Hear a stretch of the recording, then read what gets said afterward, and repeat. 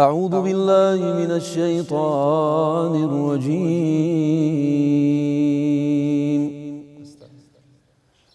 بسم الله الرحمن الرحيم.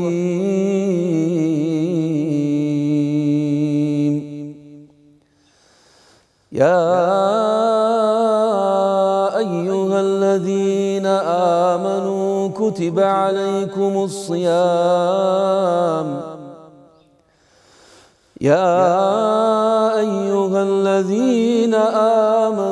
كتب عليكم الصيام كما كتب على الذين من قبلكم لعلكم تتقون أياما معدودات. فمن كان منكم مريضا أو على سفر فعدة من أيام أخر، وعلى الذين يطيقونه فدية طعام مسكين، فمن تطوع خيرا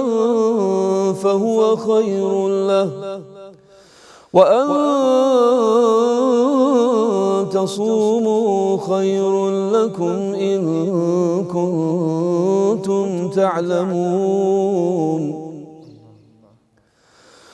شهر رمضان الذي أنزل فيه القرآن هدى للناس وبينات من الهدى والفرقان،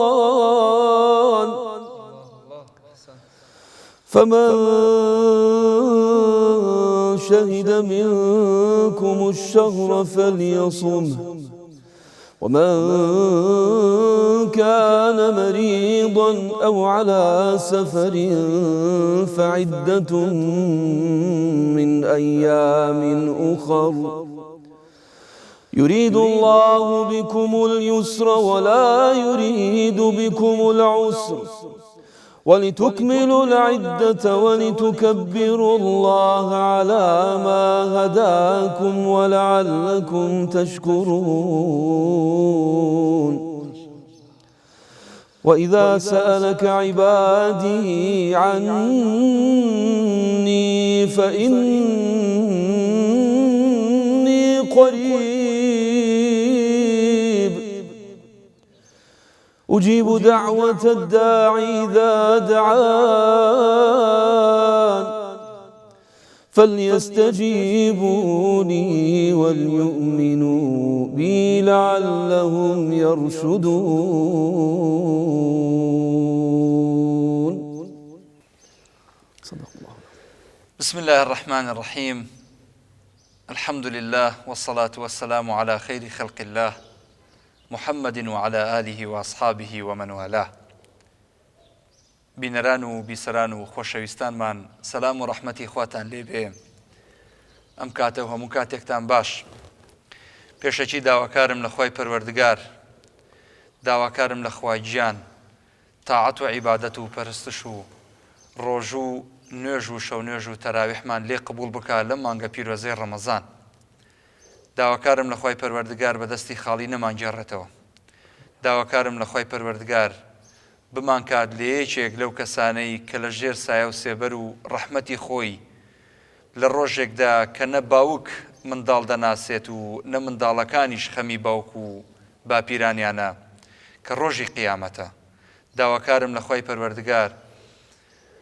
خوێندنی قورئان و پیت بە پیت و ئاەتەکانی قورئانی پیرۆزمان بۆ بکات بە توێشوویەک بۆ قیامەت و بیخاتە سەر زەخیرەی ئەعمال و چاکەکانمان،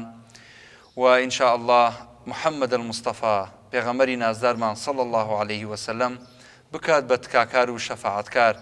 بۆ ئێمەمانان. ئەزیزان و خۆشەویستان، لە شارە جوانەکەی قەڵاو منارە لە هەولێری دڵگیر و دڕفێنەوە لەم شارە ئازیزەوە سەلام و ڕەحمەتی خواتان لێبێ دووبارە. خۆشحاڵم لە ئەڵقەیەکی نوێی بەرنامەی سەدای زێڕین بە خزمەتیەوەی ئەزیز و خۆشەویست شادە بمەوە. میوانێکی ئەزیزمان لەگەڵە قورئان خوێنێکی بەناوبانگی ئەم شارەمان میوانە و پێکەوە چینە خزمەتی جەنابی مامۆستا لە زاری خۆیەوە بە ئێوەیە ناسێنین و کورتەیەک لە ژیانی خۆیمان بۆ بخاتە ڕوو. سلام علیکم مامۆستا. علیکم السلام ورحمة الله وبركاته. زۆر بەخێر بێن، زۆر سپاس بۆ جەنابەت، سپاس بۆ قبولکردنی داوەتی ئێمە بۆ بەرنامەی سەدای زێڕین. مامۆستا نیاز کێیە؟ داموفقتانك. بسم الله الرحمن الرحيم. الحمد لله رب العالمين والصلاة والسلام على رسول الله خاتم الأنبياء والمرسلين وعلى آله وصحبه وسلم أجمعين. سرتا سپاسی جنابتكم كاغ محمود، خوشويستي للاي من براسي، سپاسی أو ستافة بالرزاكم، سپاسی أم بانگشناكم براسي، خوا خيري يو بنسي وخيري هم أبرايانا بنسي وكو جندي مجهول لبشتي كاميرو إنشاكم. سپاس و رزيكي تاوام هەیە بۆ کەناڵی ئاسمانی پەیام بەڕاستی خزمەتێکی جوانەکە جەنابتان و برایانە هەمووخوای گەورە جەزای خێرتان باتەوە لە سەحیفەی ئەعمالتان بە چاکە بۆتان بنووسێ. ناوم دکتۆر عەبدوڵڵا نیاز نووری سەید نووری ڕۆژبەیانیە. لە ساڵی 1976 لە شاری کەرکووک هاتوومەتە دنیاوە لە گەڕەکی ئیسکان. خوێندنی سەرەتاییم هەر لەوێ تەواو کردووە. خوێندنی ئەو کاتی متەوەستە هەبوو، وەکو ئێستا ئەوە نەبوو، بنەڕەتی و ئەمانە نەبوو، متەوەستەشم لێ تەواو کردو هەر لە شاری کەرکووک. لە ساڵی 1900 تقریبا 93 و دوای ئەحداسەکانی کەرکووک، دوای ئینتیفاضە و ئەمانە چوومە شاری سلێمانی، 1-2 ساڵ لێ مام ئیعدادی دراساتی ئیسلامی لێ تەواو کرد. پاشانی تر هاتمە شاری هەولێر، کولەی ئادابم تەواو کرد، بەشی خوێندنی ئیسلامی، چوومە بەغدا کولەی شەریعەم تەواو کرد. دوایی تەقدیمم کرد بۆ ماستێر، لەوێ لە ماستێر وەرگیرا ماستێرم تەواو کرد. لە ساڵی 2012 ماستێرم تەواو کرد. لە 2013-14-15 دکتۆرام تەواو کرد لە جامعی قورئان کەریم لە سوودان. پاشانی تر هاتمە لێرە لە قەبی عیلمیم کرد 2 ساڵ. قەبی عیلمی پاشەوەی کە وەکو مامۆستایەکی زانکۆ کارەکەی بێ هەندێک شت هەبێ، لەوانە زمانی ئینگلیزی، لەوانە خولی شیاندنی مامۆستایان، ئەمانەمان هەموو تەواو کرد ساڵ و نییە. دوای ئەوە ئێستا خەریکم لەم مەرحەلە ئێستا بۆ هەندێک بەحثم هەیە، تقریبا تەواوم کردووە، تەقدیمەکەم بۆ پرۆفیسۆری یاریدەدەری ئینشاءالله. ئێستا مامۆستای زانکۆی؟ بەڵێ، لەسەر میلاکی جامعی سلاحەدینم. لە 6 ساڵ زانکۆیەک؟ زانکۆی سلاحەدین میلاکم لەسەر کولەی شەریعە. کۆلێژی شەریعە. بڵێ. ئەو وانانەی کە ئێڵیتەوە محازەرە، هەروەها اختصاصت لە چ بوارێکدایە؟ خۆی اختصاصی من زیاتر تەمە خۆی اختصاصەکەی دکتۆراکەی ترکە دکتۆراتێنا ئیتر ئەوە بێتە اختصاصێکی ڕئیسی. اختصاصی ڕئیسی من لەسەر بنووکە، بنووکی ئیسلامی، سەرەتای دروستبوونی بنووکی ئیسلامی، چۆنە کارکردن لە بانقی ئیسلامی، چۆنە ئەو بنچینانە چییە لە بانقی ئیسلامی دروستەکرێ، کە ئەوەیە کە زوڵم نەبێ، ڕیبا نەبێ، غەڕەر نەبێ، قومار نەبێ، ئەمانی کەوا بێ. ئیتر وەکو کەسێک لە بانق تەمانەکە لە سوودان 2-3 مشریفمە بوو. مشریفێکە بوو، ئەو مشریفە تەمان اقتصادی بوو، مشریفێکیم هەبوو فقهی بوو، مشریفی سێیەمشم هەبوو خۆی مەسوولی بانق بوو، بانقی بەڕەکە. دەچووم وەکو کارمەندێک لەوێ ئیشم دەکرد، لەوایە وەکو دکتۆرا بزانم چۆنە، بە عەمەلیەکەی بزانم چۆنە. الحەمدولیلا ئێستا اختصاسم وەرگرتووە، بەرنامەکانشم زیاتر ئێستاوەی کە دەیکەم زیاتر اختصاسەکەی خۆم وەرگرتووە، وەکو اقتصادی ئیسلامی، ئابووری ئیسلامی، هەروە وەکو معاملات و کڕین و فرۆشتنەکانی سەردەم، مثلا کڕین و فرۆشتنانی کە ئێستا حەوالات و سەفتەجە و ئیتر ئەم شتانی کە ئێستا بێ. بەرنامەکانی تەلەڤیزۆنم زیاترەوانەیە و خەڵکەی تەلەفۆنم بۆ کای کەمە پرسیار و ئەوانە عەرزی خەڵکەکەمەوەی کە لە ناو بازاڕە زیاترەوانێ. بەڵام لەگەڵەوەشە الحەمدولیلا دەرسی قیرائاتە لێمەوە لە مزگەوتە، قیرائاتی سەبعە و فترەی کە چوومە سوودان الحەمدولیلا و فترەی باش ئیستیغلالم کرد، کۆمەڵی شێخی باشم دۆزیەوە لەوێ. لەوانە قوتابیەکانی عەبدوڕەشید سوفیم دۆزیەوە، ئەوانە هەمووی مجازی ئەو بوون. الحەمدولیلا لای ئەوان خوێندم و قیرائاتی سەبعەم خوێن. ئێستاش لێرە مجیز و مجازم الحەمدولیلا، ئیجازەش ئەدەم بە قوتابیەکان، بەڵام 3 ئیجازەی ڕسمی ئەدەم لە 3 قیرائە لە هەفتەکە نایدەم، لەبەر پێوەی کۆمەڵی مەشغەڵەتم هەیە. قیرائاتی سائیدەی پێڵن. قیرائاتی سائیدە دەکا ئیمامی نافع بە هەردوو ڕاویەکەی وەرش و قالون، ئیمامی عاصم بە شوعبە و حەفص، حەفصەوەی سەکە تازە خوێنمان،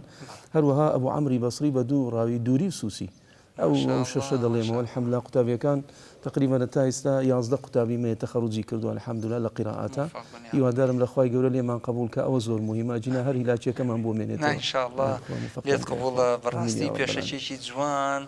تێر و تەسەل ماشاءالله ئینشاءالله خوای گەورە موفقت کە خۆشحاڵ بووم مامۆستا گیان جەنابی دکتۆر بابزانین لە کێوە ئێوە ئاشنا بوون بە قورئانی پیرۆز و لە کێوە دەستان کردووە بە ئەم بوارە جوانە و کەی هەستان بە خۆتان کرد کە الحەمدولله سەوتان شیا و گونجاوە بۆ قورئان خوێندن طبعا من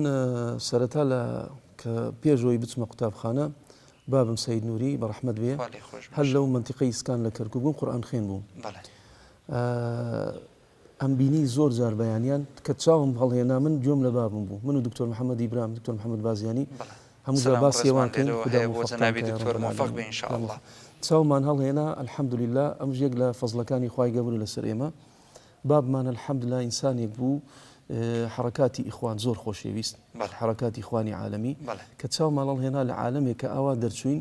دژایەتی دین نەبوو یعنی هەر لە بیدایەتەوە قودسیەتی دینمان لەلا بوو قودسیەتی دوعاتمان لەلا بوو ئەمانە الحەمدولله زۆر ئەناڵێم ئەوە زۆر مهم بوو سپاسی هەتا ژیانم ماوە سپاسی خوای گەورە بکەم تاو نابێت لەسەر ئەوە چاومان هەڵهێنا مەبەستم لە پرسیارەکەی چاومان هەڵهێنا بابم قورئان خوێند بوو بەبیرم دێ بابم مەزار ڕەحمەتی لێبێ لەگە مردووی ئێوەشا مەقامی ڕەستێ خوێند مقامی ڕست يعني بلين بون منا استهلاويك خينمان يا أيها الذين آمنوا كتب عليكم الصيام كما كتب على الذين من قبلكم لعلكم تتقون أياما معدودات فمن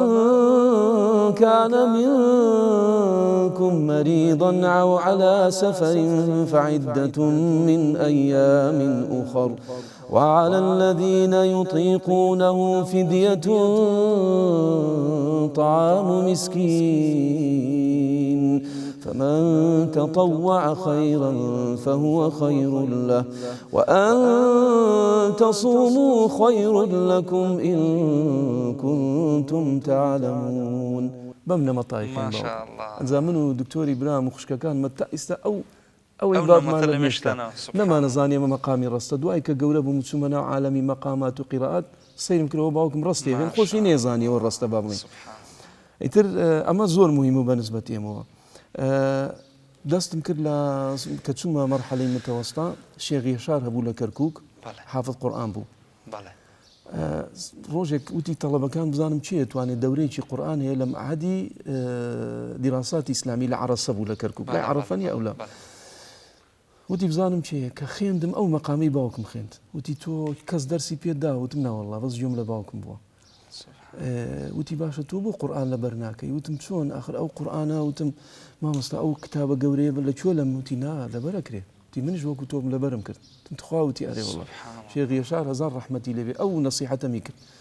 وەڵڵای تر کاک محمود دەستم پێ کرد لە سەف سێوە سی متەوەستا دەستم پێ کرد سەرەتا جوزی عەمە دەستم پێ کرد بە 6 مانگ جوزی عەمەم تەواو سێم کرد الحەمدولله ئەو گرانە نییە کە تەوسەورمانە کرد ئیتر دوایەوە دەستم کرد بە جوزئی تەبارەک سەبر سوورەت ئێوە شێواش ئیترەوە بوو زروفێکات باسم کرد کە چوینە سلێمانی ئەوانە ڕاوەستان امتحانێکم کرد بە بیرم دێ لە هەر لای شێخ یەشار پێشەوەی کەوا بێمەوە منتیقانە تقریبا 2 جوز ئەم لەبەر و عەمە و تەبارەک سەف سێبووم سێی متەوەستا امتحانێکمانی کرد 3 مامۆستا دانیشتبوون زەمە بەستم چیە لە امتحانەکە خۆی حافظ قورئان بوو شێخ یەشار دوانەکەی تر دوو مامۆستاکەی تر قورئانیان لەبەر نەبوو بە بیرم دێ ئێستاش چکۆگو تاریخە وەکو یادەوەریەکی زۆر خۆشە چکە یەکەمم هێنا لەو دەورەیە لە مشارەکەکەم یەکەم هێنا وتي اقرأ من قوله تعالى وأن المساجد لله فلا تدعوا مع الله أحدا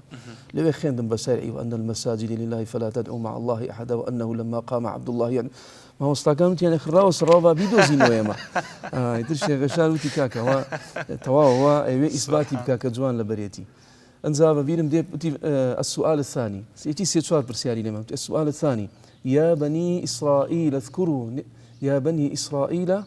ألا يراوستا وتي ليو طوابك وتم شيخ عندنا 3 مرات سورة البقرة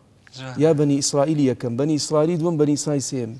راوستا وتي والله صحيح سيانة راستكي وتي لكاميان دس فيها كي دس فيها بك يا بني إسرائيل اذكروا نعمتي التي أنعمت عليكم وأني فضلتكم على العالمين لباشي ودي ساندي يا بني إسرائيل اذكروا لجزء ختامي جزء أكاد ديسان يا بني إسرائيل اذكروا زين فيهم متم كاميان وتكاك طا والحمد لله بالنسبة توي ترشادية كم مرق زور فيهم خوش أو عالم يجيبهم كردو بو قراءاتي ترحزم لي بو حزمنا الأخوة بزيادة الحمد لله استاذ بلين باشد لبره الحمد لله نزا ظروفك هات شو ما دروي ولات ظروفك هات بسرمانة نمتواني مراجعة قرآن بكمو دوايك هات مو كتشوم مرحلة كلية الحمد لله الأخوة بزيادة بجاري كيتر أمجارة بمحاولة مكر بزور بجواني لبري كم ببيرم دي خزانة كم بومي أجرت بلين قرآن كوي كلا برم ذكر من يجبوي مخين دوا صالي 1999 لبرم كالقرآن كهموي ببيرم دي شيرني ما توزيع كبجيرانا كم كان ميت سيوت من الحمد لله قرآن هموي لبركة سبحان الله الحمد لله يا ربي خوا موفقتك توزيع تر جل قرآني بيرو زغرين للاين زنابتوا دواتر إن شاء الله درجة بقفتوجو حوار معنا دينو هم زاتين دروي مزجوت هم بآشنا بين ب أم مزجوتي جنابت وقصيك درباري مزجوتك بكين و جنابت ليرة خدمتك هي برزان وخوشويستان باش أويك جل ما مصاي عزيز زغرين هندي شتر القرآن ما بوخينه دواتر لقل ما نورن بيك وأتينا دروا هم ديمني مزجوتك تام بو غازينه وهميج أويك قفتوجو كان ما لقل زناي ما مصا درجة بيردين فرما مصاجر حزم ليا مقامي حجاز مقامي حجازي ماياي بيلين لبروي يقدو ما مصطام هبو للسودان بلكو إن شاء الله بيبينن هل وقت وفاية كاتي برنامجكم أو عندك منات وأنا أمهم برسالة ليكم مجر أو جنابت والله لطف بنو يعني زور خوش حالك زي مقامي حجاز طبعا السودان مقامي حجاز غين بلان بيدو تري حجازي مايا أوان خويا ناوي بيلين زي من سورة فاتحة خينم هرم هولا دم بقراءات بخينم سورة فاتحة بمقامي مايا دخيل حجازي مايا هر سند لا هنديك لواني مقامات دروز نبي فيربوني بلام إما لو بابوا دلين حس في غمص صلى الله عليه وسلم حسنوا أصواتكم بالقرآن دنكتان خوش كان بقرآن خيندن مقامات إما نالين مقاماتي موسيقي إما وفير بين بويكوا أداء قرآن كمان خوش بيوجوان جوانترين شد مقامات ما صيجان بتصوري من كإنسان قرآن خين بو بيويست شارزاي تواوي هبه لچ آياتك فريحة بفريحي بخواني حزينة بحزيني بخواني وبراسي هر آيات موقعي خوي لطلي خلقها إن شاء الله جاء ما بستقيم لمقامات طبعا موسيقيين يبوي كوا أو قرآن خوش بيلا لا يخو ما خوش ويستي كان لا يخلق شيء يخلق خوش بالتأكيد إن شاء الله أعوذ بالله من الشيطان الرجيم بسم الله الرحمن الرحيم الحمد لله رب العالمين الرحمن الرحيم ملك يوم الدين الحمد لله رب العالمين الرحمن الرحيم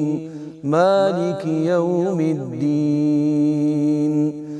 الحمد لله رب العالمين الرحمن الرحيم مالك يوم الدين إياك نعبد وإياك نستعين اهدنا الصراط المستقيم صراط الذين أنعمت عليهم غير المغضوب عليهم ولا الضالين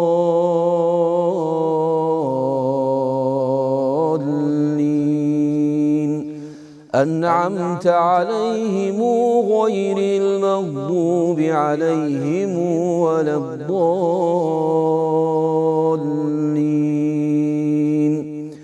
اهدنا الصراط المستقيم صراط الذين أنعمت عليهم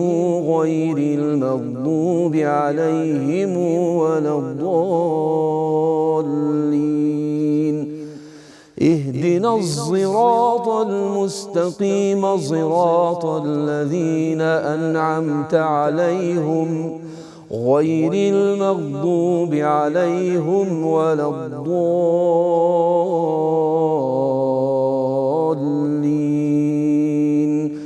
اهدنا الصراط المستقيم صراط الذين أنعمت عليهم غير المغضوب عليهم ولا الضالين.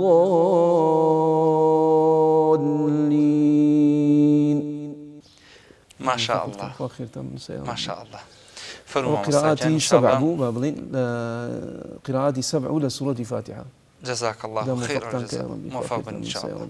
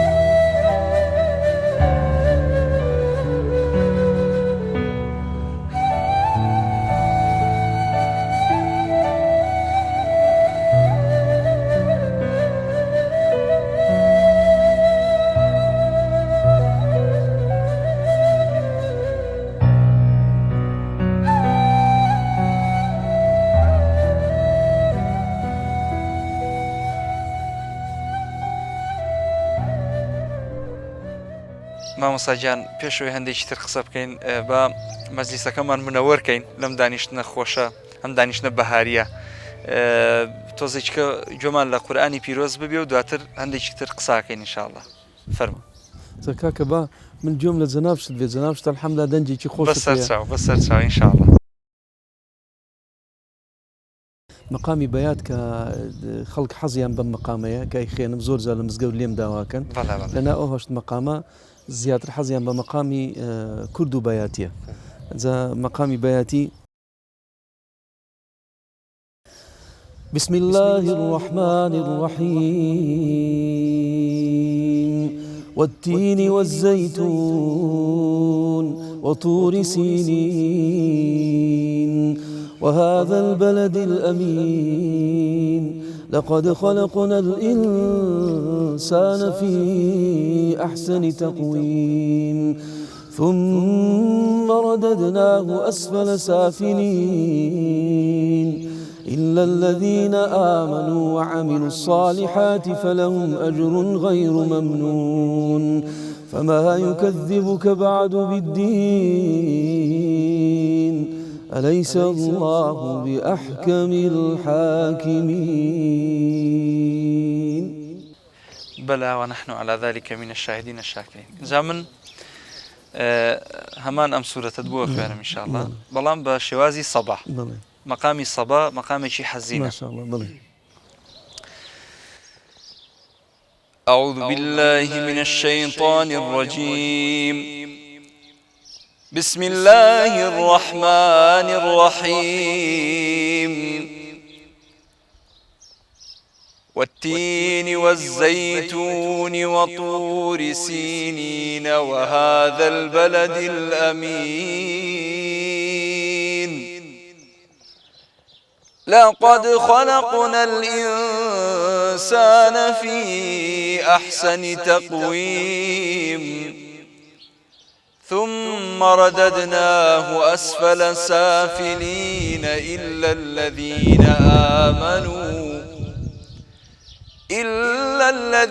آمنوا وعملوا الصالحات فلهم أجر غير ممنون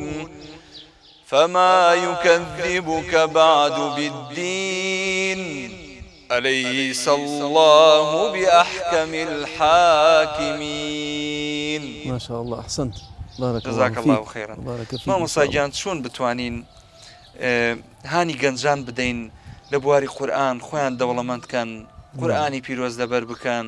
خوب بدەنە قورئان و ئەحکامی قورئان و قراءاتی قورئان. طبعا پرسیارێکی زۆر گرینگە بەنسبەت گەنجەکان چونکە هەتا ئینسان تەمەنی گەنجە ناڵێم یانەوەی کە گەیشتە 6 ساڵ و 7 ساڵ و 50 ساڵی تر بواریەوەی نییە قورئان هەمووی لەبەرکە مەبەستمەوە نییە خی گەورە لە قورئانە فەرمێوە ئەل لەیسە لیلئینسانی ئیلا ما سعى هەر شتێکت بێ ئەیگەیتێ ئیلا ئەگەر عەزمتە بێ باش تەوەکل بەخوای گەورە عەزم لەسەر هەر شتێکدانێ ئیلا ئەیگەیتێ خی گەورە فەرمێ وئەل لەیسە لیلئینسانی ئیلا ما سعى زانایان دەڵێن ئەهلی تەفسیر دەڵێن لە دنیاشە و لە قیامەتشە عیبادەتێکی زۆر بکە ئەگەی بە بەهشت لە دنیاشە شتێکت بێ ئیلا ئەیگەیتێ ئەگەر عەزم و جەزمتە بێ لەسەری بەڵام پاش تەوەکل لەسەر خی گەورە لە قورئانە خی گەورە فەرمی وەلەقەد یەسەرنا القورئانە للذیکری فهەل من مدەکر ئێمە قورئانمان ئاسان کردبووەوەی کەوا ئاوێ ئەحکامی فێر بێ ئەوەیەوێ لە بەریکە فهەل من مدەکر کەسێگەی بێتە مەیدانەکەەوە لە بەریکە طبعا من خۆم بیدایەت کە زۆر جارم قسەیم کردووە کە قورئانم سەیرەکە 600 و ئەوەندە پەڕێ 30 جوزئە والله دەمودەمە من بە حیاتی من چۆن نتوانم حافظ قورئان بم دوهێنەوەنە دەسم پێگرە الحەمدلله خی گەورە سەبر سەفەتحی بۆم کردو لە خوا بەزیاد بێ لەبەرم کرد داوا ئەکەم ینی گەنجەکان بە تایبەتی ئستا تەمەنی 20 ساڵە 25 ساڵە 30 ساڵە 40 ساڵە هەتا ئەوەنە محاولەکە قورئانەکە لەبەرکە زۆر ئاسانە قورئان شت کە لەبەر کرد کە خی گەورە قورئانی ینی قسمەتت بوو قورئان لەبەرکەی وەکو مەلەکەیەکی لێدێ یعنی وەکو چۆن ئەڵێ مەسەلەن ناو چییە دەڵێ من ناوم دکتۆر عەبدوڵڵا نیاسەی نوری ڕۆژ بەیانی ئاوات لێدێ قورئانەکە خی وەکو نیەکی تر نییە مەسەن ئەحادیث لەبیر دەچێتە بەس قورئانەکە نەظمەکەی لەبینە هەڵەتێکیش بکەی غەڵەیەکیش بکەی سەویەکیش بکەی سبحان الله یەکسەر خۆتە زانیە گەڕێیتەوە سەری جا بۆیە ینی داواکەم لە گەنجەکانەوەی کەیسە تااقەتی هەیە و مەجالەتێ چکە کە چویتە ناو پرۆسی ژنهێنان و ماڵ و مناڵ و ڕسق و ئەرزاق دابینکردن ئیتر بەخوا ئەو مەجالت نابێ بۆیە هەتا ئیسا گەرەتوانی محاولەکە قورئانەکە تاواکە پێش تەمەنی 30 ساڵ و 25 ساڵ و 30 ساڵ و 40 ساڵ ئەمە موفقتان کە ڕبی موفق بن ئینشاءالله خۆشحاڵت کردین مامۆستا قوڕای عێراقمان هەیە مەشاهیری قوڕای عێراقمان هەیە بە نمونەی شێخ وەلید ئیبراهیم العەظەمی شێخ عەلاءالدین القەیسی کۆمەڵک لە قاریە بەڕێزەکان شێخ حافظ خەلیل ئیسماعیلمان هەیە جەنابەت حەزت کردووە زیاتر جۆر لە کێ بگری لە عێراقیەکان و لە نێودەوڵەتەکانیش خۆی بە حەقیقەت لە با بڵێن شێخ ئیبراهیم عەظەمی زۆر حەزم بە دەنجی بوو کە سوورەتی یوسفی دەخێن هەر بە عام مەشهورە زۆر سوورەتی یوسفەکەی زۆر خۆشە سوورەتی یوسفم هەر لەگەڵ تقریبا لەگە ئەوە لەبەر کرد پێشەوەی کە قورئانەمەی لەبەرکەم سوورەتی یوسف لەگە ئەو لەبەر کرد هەر بەوەی ئەو ئەنجا زۆر حەزم لەوەیە حەزم لە دەنجی منشاویە منشاویە الحەمدولله لە قیر بە تایبەتی قیرا مسریەکەی کە دەیخێن نەهاوەندەکەی زۆر حەزم لەوەیە لە مرەتەلەکانش پێی دەوترێ الصوت الخاشع ئەوەی کە من ئیجازەم لای قوتابیەکانی هەیە شيخ عبد الرشيد الصوفي الشيخ عبد الرحمن عبد الرشيد الصوفي بلاصي او للسودان كجيشنا زور عزيزة في دوتي الصوت الخاشع يعني زور عزيزة يعني صوتك الثقيل يعني زور عزيزة هستي بيكي وزنك ثقلك كحزك يجويلي بالضبط زمان موسى محمود او مجيز ومجازة لقراءات 10 صغرى وكبرى ما شاء الله قتابيشي لقل ما بوي كمن مجازم لا او زور مشهور والحمد لله محمد الشيخ محمد صومالي ديقول زار وهابو بيما يود وەرە با بڕین پێکەوە دەیگوت پێیم دەگوت مەسەلەن یا شێخ بابا ڕیوایەتی بۆ نمونە وەرش بخێنین لە قیراءەتی ئیمامی نافع دەیگوت بەبێ ئەوەی کەوا تەماشای مصحفکە دەیگوت دەچوین مەسافەیەکی باش نی سەعات سەعاتێک سوورەتی عەرەف لا والله تأخي داي ما شاء الله داخل ايش بهريه اخوة دي او بهريه اخوة او عائليه عليه اصطفاهم الله لخدمه القران سبحان الله باوشي اجازيها ولا قراءات السبع الله الله اجازي قراءات السبع بم كريدا ام كره ما شاء الله اخوي محاولي كده تطويلي كده الحمد لله يا رب اقول كان يمزيانيه الحمد لله طبعا خوي لخوي دا ام بابتي قران و بابەتی فێربوونی ئەحکامی قورئان و ئاەتەکانی قورئان و لەبەرکردنی قورئان ئاسان نییە بەڵام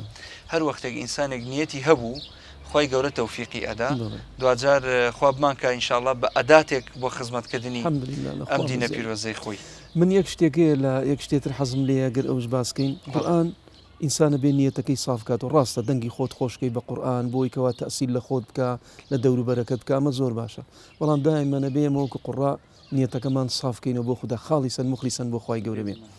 کاک محمود لە حەدیثێکەیە پێغەمبەر صلی الله علیه و سلم باسی سێ کەسەکە ئەو سێ کەسە دەڵێ لە پێش هەموو کەسێکە چنە ئاگرەوە خوای گەورە پەنادا یەکەمیان دەڵێ وقارئ للقورآن چ سەیرێکی لێ باشە چۆن قارئ للقورآن چێتە ئاگرەوە ئەفەرمێ پێغەمبەر صلی الله علیه و سلم ئەمە قارئێک بوو زۆر خوێن زۆر جوانەی خوێن دەنگی خۆش بوو لە حزوری خوای گەورە ڕاوەستەی خوای گەورە فەرمیەوە هەمووی هەباء منثورە بوو هەمووی وەکو تۆز بوو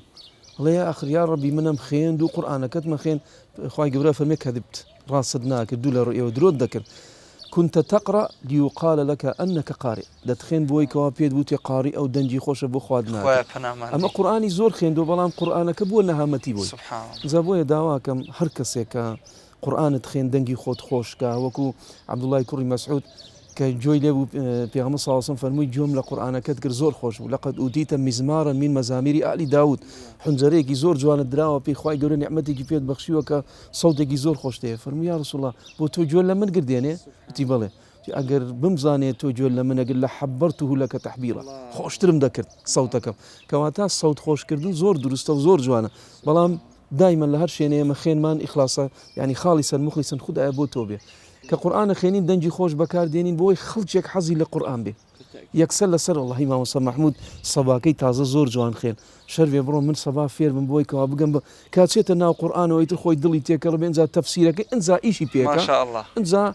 تمعوني شي جوانا ما وصل انزا ايشي بيكا كايشي بيكر باشكم بيت أداتي بوي كوابيكا تعملي انزا تسيبك حكمي قرآن بقرينيتو بالتأكيد أو زور بالتأكيد ما أصلا بيشوي كوتاي ببرنامجك بينم ختامي برنامجك من مسك به إن شاء الله كبهمان شيء وزنابت عزيت دين القرآن ما بوبخيني بس بيشوا حزم لي أماجيك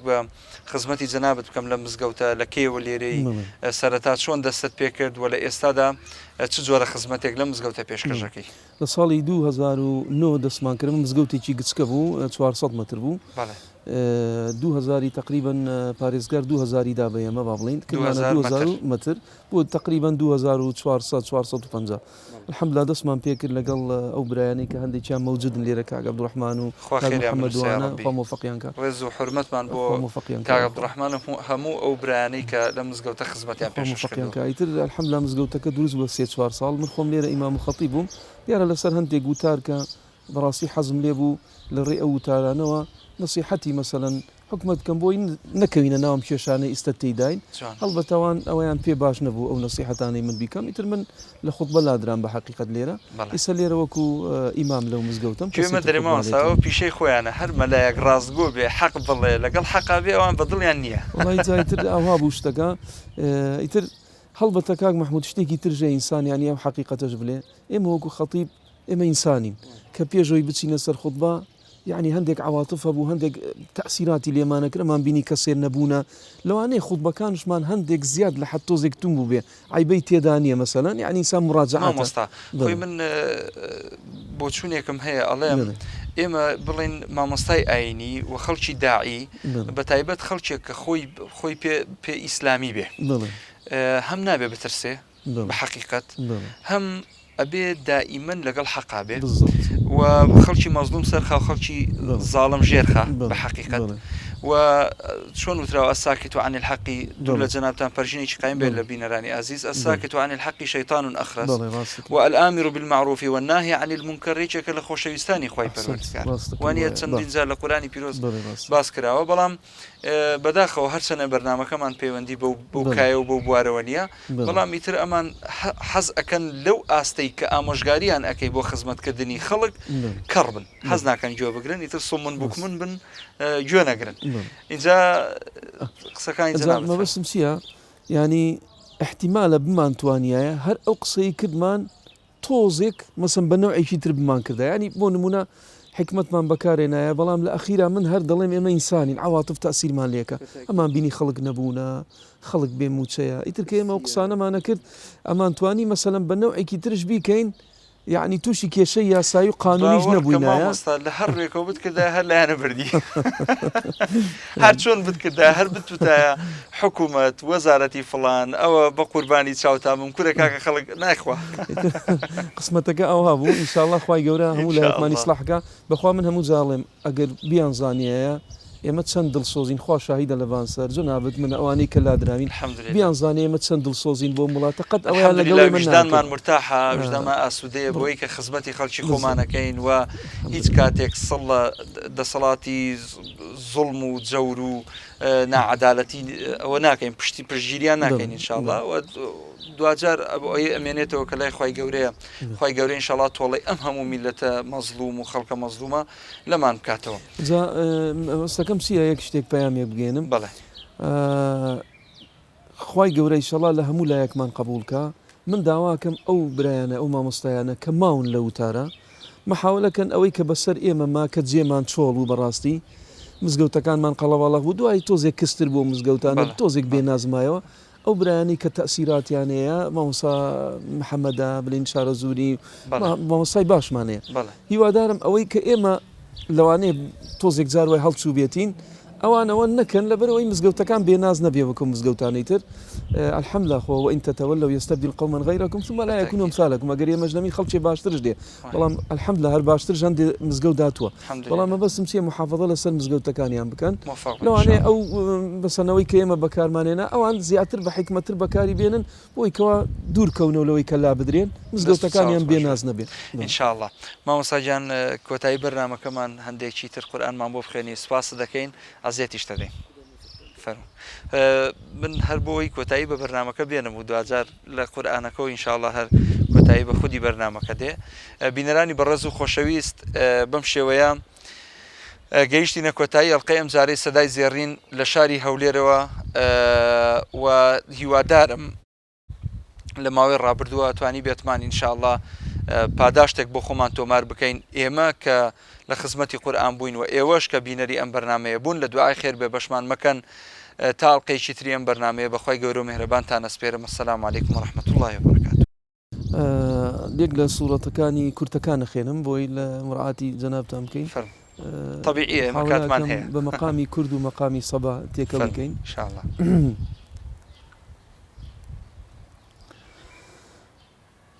بسم الله الرحمن الرحيم إذا جاء نصر الله والفتح ورأيت الناس يدخلون في دين الله أفواجا فسبح بحمد ربك واستغفره إنه كان توابا. ومقامي كردبو مقامي الصباش أجر سورتك بخينين بسم الله الرحمن الرحيم تبت يدا أبي لهب وتب ما أغنى عنه ماله وما كسب سيصلى نارا ذات لهب وامرأته حمالة الحطب في جيدها حبل